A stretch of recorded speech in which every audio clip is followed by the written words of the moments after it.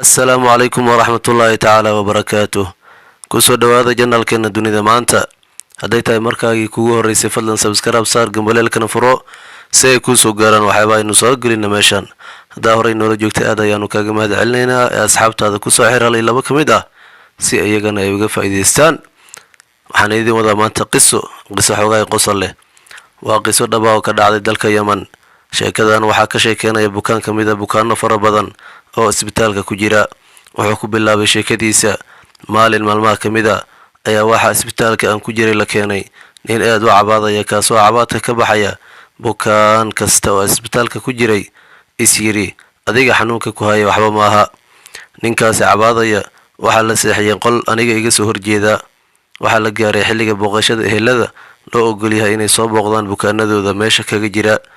laakiin waxaan la yaabay ninkan dadka soo booqanaya oo ah eheladiisa iyo asxaabtiisa qof kasta markuu qolka ka soo baxayo wuxuu soo baxayaa isagoo qoslaya qosol xad dhaaf ah oo adiguna aad ku sii darayso mid kale.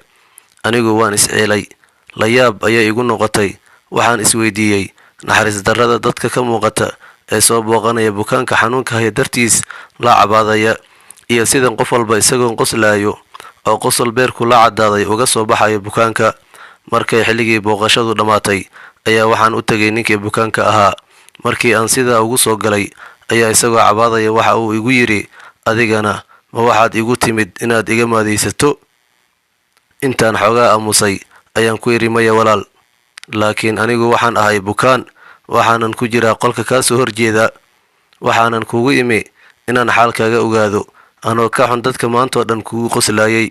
balse walaal waxaad ii sheegtaa sababta dadkan oo dhan iyagoo qoslayo ay albaabka uga soo baxayeen. ninkii waxa uu ka sheekeeyey sababta loogu qoslayay wuxuuna yidhi nin yahow haddii aan sheekada kuu sheego anigu waxaan deganahay guri dabaq ah. habeenkii markaan seexanayo daaqadaha guriga ma xirto. waxa igu dhacday waan riyooday.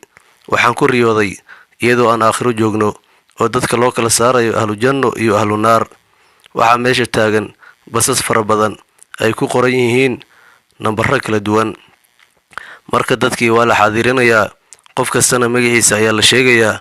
qofkii ahlu janno noqdo waxaa la leeyahay waxaa raacdaa baska hebel, baska naarta 100 kilomitir, baska jannadana 50 kilomitir. magacaygii ayaa la soo gaaray. waxaa la igu yiri waxaa tahay ahlu janno, waxaad raacdaa baska 53aad. aniga oo farxaddu iga fara badatay waxaan doonay baskii 53aad ee aan ku qornaa. markaan helay dalaq ayaan soo idhi. markii xogaa uu sii socdo waxaan aragnay boodhadh ay ku qoran tahay jannadii waxaa idinka hadhay 20 kilomitir. kadib waan sii soconnay. aniga hurdo ila yara tagtay. waxaanse mar qura ku soo baraarugay oo indhahaygu qabteen kilomitirku inoo haray. waxaana ku qornaa naartu waxaa idinkaga hartay 40 kilomitir. anigii waan naxay. dadkii ila saarna ayaan weydiiyey war baskan xagee buu u socdaa. naarta ayaa la iigu jawaabay. mar labaad ayaan weydiiyey nambarka baska aan saaranahay. waxaa la ii sheegay 35 inuu yahay. ileen farxaddii ayaa iga fara badatay oo nambaradii basaska ayaan isku khalday anigoo soo raacay baskii ahlu naarka. talaa igu caddaatay. war anigu ahlu jannaan ahay, waan soo khaldamay, waaba la igu qoslay. wixii baska saarnaa oo dhani anay igu maadaysteen. aad baan u naxay. darawalkii ayaan ku idhi ii jooji. waxa uu iiga sheekeeyey basku inuu meel qudha istaagayo waana naarta. biixdaan eegay waxaa iga fadhiya shaydaan. baskii oo dhan anaa laygu wada qoslayaa oo laygu maadaysanayaa.